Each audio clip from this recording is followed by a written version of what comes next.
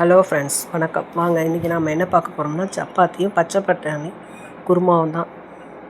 இந்த குருமா சப்பாத்திக்கு மட்டும் இல்லை, இட்லி, தோசை, பூரி எல்லாத்துக்குமே சூப்பராக இருக்கும். இதுக்கு என்னென்ன பொருட்கள் தேவைன்னா, பெரிய சைஸ் வெங்காயம் 2, தக்காளி 3, கொத்தமல்லி, கருவேப்பிலை, பச்சை மிளகாய், இஞ்சி, பூண்டு, ஆல் வெஜிடபிள்ஸ், என்னென்ன வெஜிடபிள்ஸ் இருக்கோ நீங்கள் சேர்த்துக்கலாம்.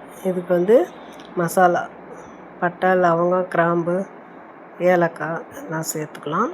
இஞ்சி, பூண்டு நல்லா நைஸாக அரைச்சிட்டு கூடவே தக்காளியும் சேர்த்து அரைச்சிடுங்க. நல்லா தக்காளி அது மாதிரி இருந்தால் தான் மசிஞ்சு சூப்பராக இருக்கும். பாருங்கள், இந்த அளவுக்கு வெங்காயம் ஸ்பைசஸ்லாம் வதக்கின பிறகு பச்சை மிளகாய் சேர்த்துக்கலாம். சேர்த்துட்டு இதையும் நல்லா வதக்கிடலாம். வதக்கிட்டு இப்போ அரைச்சி வச்ச இஞ்சி, பூண்டு, தக்காளி பேஸ்ட்டு சேர்த்துட்டு இதுவும் பச்சை வாசனை போகிற அளவுக்கு வதக்கிடலாம். கூட மஞ்சள் தூள் சேர்த்துக்கோங்க, ஒரு 1/4 ஸ்பூன். அடுத்து இந்த அரைச்சி வச்சுருக்கிற பேஸ்ட்டை சேர்த்து வதக்குங்க. கூடவே இதுக்கு நம்ம தக்காளி வதங்கிறதுக்கு குருமாவுக்கு தேவையான அளவு நம்ம கல் உப்பு சேர்த்துடலாம். அப்போ தான் தக்காளி நல்லா வதங்கும். அதனால் இந்த ஸ்டேஜில் உப்பு சேர்த்துருங்க. சேர்த்துட்டு பச்சை வாசனை போகிற அளவுக்கு ஒரு 2லேருந்து 5 நிமிஷம் நல்லா வதக்கி எடுத்துக்கலாம். பாருங்கள், இந்த அளவுக்கு நல்லா வதங்கணும். இந்த அளவுக்கு வதங்கின பிறகு இப்போ நாம் கட் பண்ணி வச்சுருக்கிற வெஜிடபிள்ஸ் சேர்த்துடலாம். நான் இன்றைக்கி கேரட்டு, பீன்ஸு, பச்சை பட்டாணி, உருளைக்கிழங்கு இதான் சேர்த்துருக்கேன். அடுத்து மீல் மேக்கர் கொஞ்சம் இருந்தால் சேர்த்துக்கலாம், இல்லைன்னா ஸ்கிப் பண்ணிக்கங்க.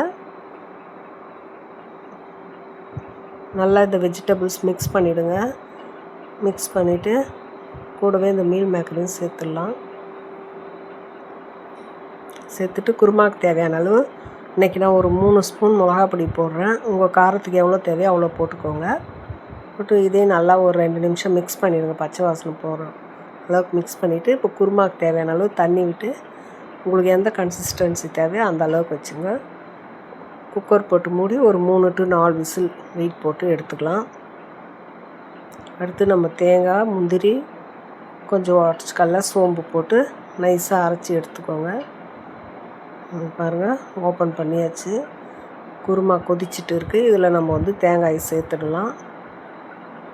அரைச்சி வச்ச தேங்காயை சேர்த்துட்டு நல்லா மிக்ஸ் பண்ணிங்க. உங்களுக்கு குழம்பு எந்த கன்சிஸ்டன்சி தேவையோ அந்த அளவுக்கு இது பண்ணி மிக்ஸி ஜாரை கழுவி இதிலே சேர்த்துக்கலாம்.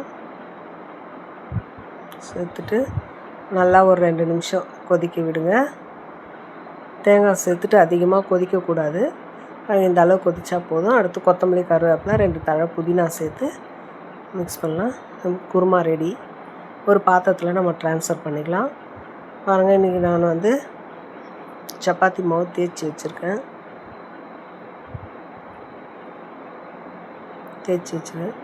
நம்ம போட்டு எடுத்துக்கலாம். சப்பாத்தி 2 பக்கமும் திருப்பி போட்டுட்டு அப்புறம் எண்ணெய் விடுங்க. அப்போ தான் சப்பாத்தி சீக்கிரம் வேகும், எண்ணெய் அதிகமாக பிடிக்காது. பாருங்கள், இந்த சப்பாத்தி குருமாக்கும் அவ்வளோ சூப்பராக இருந்தது. வீடியோ பிடிச்சிருந்தால் லைக் பண்ணுங்கள், ஷேர் பண்ணுங்கள், கமெண்ட்ஸ் பண்ணுங்கள், சப்ஸ்கிரைப் பண்ண மறந்துடாதீங்க. பாய்.